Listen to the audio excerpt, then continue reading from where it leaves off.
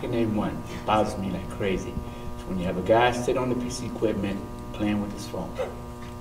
And he doesn't want to let you work in. That's the worst. So I normally try to have an alternate plan so I can go somewhere else, but that's the one that bothers me the most. Yeah. If you're going to sit there on the piece of equipment when someone else uses it, it really doesn't hurt to just allow them to do their set, which will probably take a minute, minute and a half.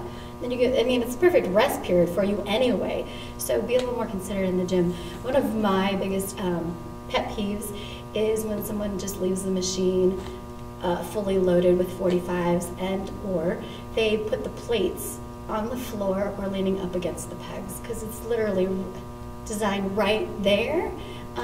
Unloading is one thing, and then putting it back in its right place. The only reason why I say that is because there's a lot of people that tend to trip over them while they're trying to, you know, load and unload.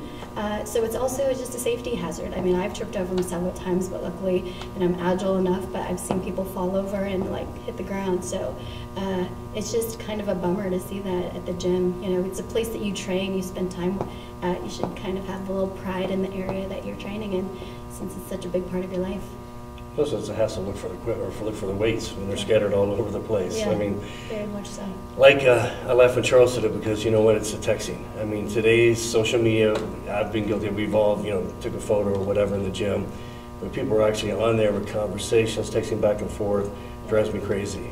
Or another thing is they'll be using a piece of equipment here, and all the way across the gym they'll be using a piece of equipment, but they have a set of keys underneath the bench that you don't see. So you start to use it, and then they come over there pissed off because you're on the machine. But instead of saying, hey, I'm super set, you can work in, they have an attitude about it. Yeah.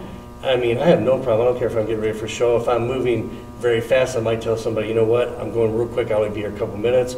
Otherwise, let them work in. Absolutely. You know, you're all there with a come and go and everything. So, like she said, make it a family, make it enjoyable, but have respect for everybody else and for the equipment, too. Yeah.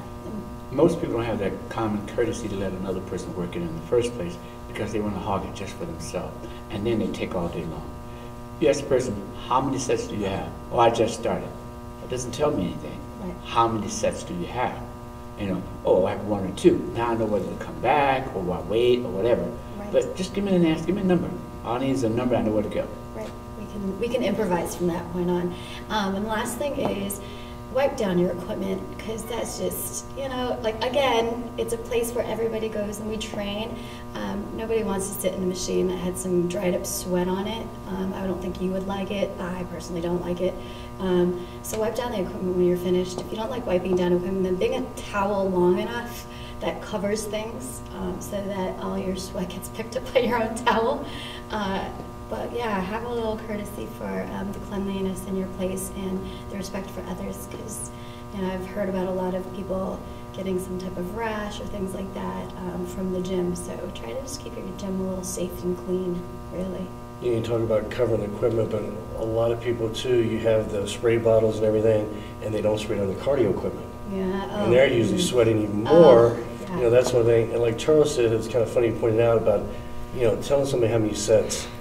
I've noticed, and I'm not knocking anybody, but usually it's the younger people that have the ego, that haven't left it at the door, that actually are like that. Usually you find all these top world athletes, basketball, football, pro bodybuilders, powerlifters, they're usually the friendly ones that say, hey, I got a couple more you can work in or whatever. So, you know, just remember, like they said, be courteous to everybody else. You know, that's going to come back around to you, because you're going to want that equipment someday and somebody else is on it. Hi, Tom Moser, video producer here at Instructional Fitness, and I hope you found that video helpful. If you did, please hit that thumbs up button below and don't forget to subscribe. Please check out some of our other videos, and thank you for watching.